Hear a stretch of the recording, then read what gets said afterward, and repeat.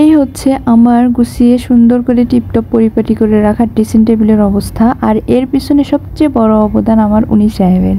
যদি বলি আমার গুছানো ড্রেসিং টেবিল কেন এভাবে এলোমেলো করে রাখো, উনি সাহেব আমাকে কি বলে জানো আপুরা, বলে তুমি আমার কাজের জিনিস কেন গুছিয়ে রাখো।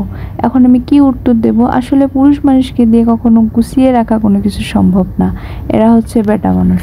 আমার মনে হয় সব আপুদেরই এই জিনিসটা ফেস করা লাগে, আমারও করা লাগে, কিছু করার নেই, এদের দিয়ে আসলে কোনো কিছু গুছিয়ে রাখা ইম্পসিবল। তো যাই হোক, আসলে ওদের কাজে এলোমেলো করা আর আমাদের কাজ হচ্ছে গোছানো। তো যাই হোক, সামনে যেহেতু ঈদ আসতেছে তো ভাবলাম নিজের একটু যত্ন করি, হাতে মেহেন্দিও লাগাইলাম অনেক দিন পর।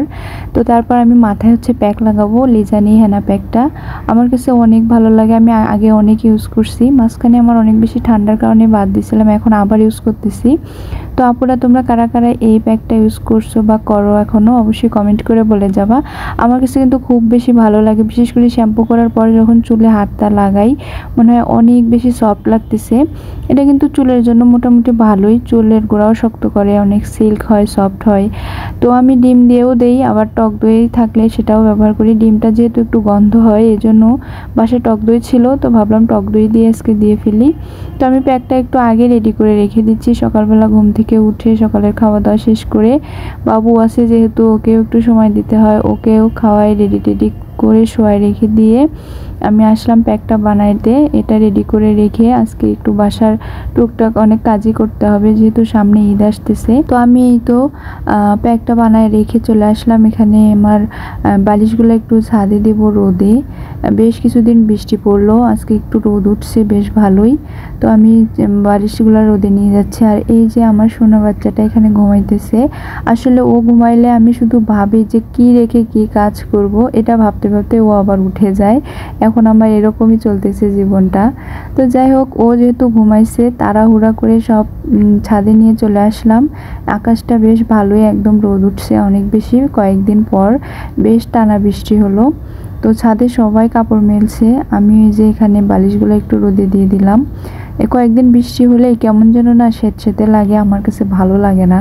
তো যেটুক পারি আমি হচ্ছে কাজগুলা করে নিই। তো আবার একদিকে মেঘ জমতেছে, তো আমি ওখানে বালিশগুলো দিলাম, দিয়ে এদিকে আবার দেখতেছিলাম যে কাপড় শুকাইছে কিনা।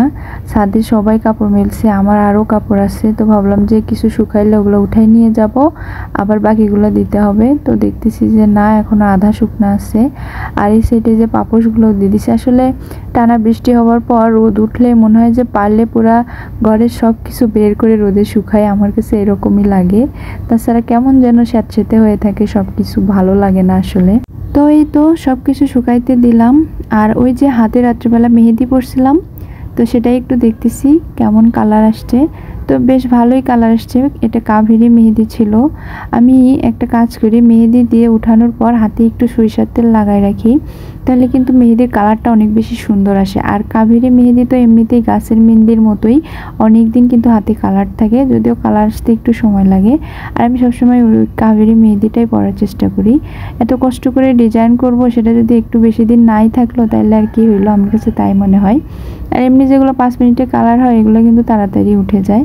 তো যাই হোক, তারপরে এই যে ঘরে এসে ঘরটা একটু ঝেড়ে নিচ্ছি। বাবু পেটে থাকা অবস্থায় আসলে এই কাজগুলো ওইভাবে করতেই পারতাম না। তো এখন আলহামদুলিল্লাহ অনেক ভালোই আছি আগের থেকে। তো ভাবলাম এখন হচ্ছে একটু টুকটাক কাজগুলো করি। আর এদিকে এই যে এই মানি প্লান্টটা ঘরে রাখছিলাম, ওরে এত মানে যত্ন করি, কোনোভাবেই বাড়তেছে না, আরও পাতা টাতা ঝরে যাচ্ছে। পানি শেষ হয়ে গেছিলো, পরিষ্কার করে আবার পানি দিয়ে রোদে রেখে দিলাম, যা হয়। তো এদিকে তারপর চলে আসলাম ড্রেসিং টেবিলটা একটু গুছিয়ে রাখতে, যদিও প্রতিদিনই গোছানোই হয় আমার।